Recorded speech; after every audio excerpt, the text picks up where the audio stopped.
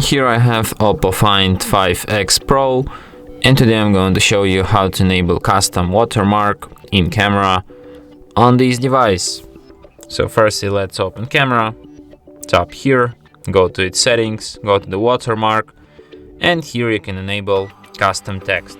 So here you can enter anything you want, your special tag or something like that.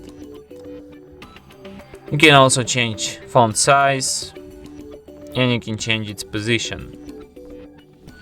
So let's pick, for example, top left. And now let's try to make a photo. And as you can see, here we have our super custom watermark like this. And that's it. Thanks for watching. If you find this tutorial useful, don't forget to hit that like button and subscribe to our channel.